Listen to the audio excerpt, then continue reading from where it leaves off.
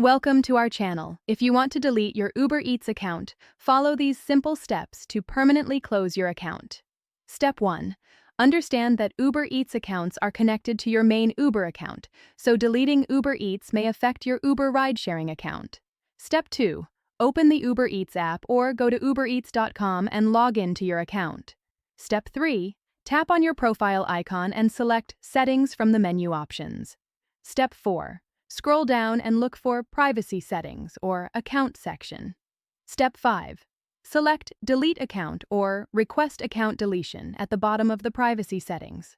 Step 6. Read the information about what happens when you delete your account, including loss of order history and saved addresses. Step 7.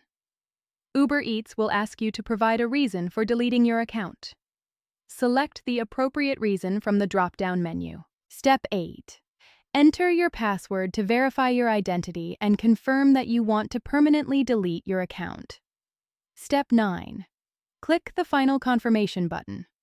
Uber will process your request and send a confirmation email once the account deletion is complete. Step 10. Note that account deletion typically takes 30 days to process, during which time you can cancel the request if you change your mind. Don't forget to like this video and subscribe to our channel.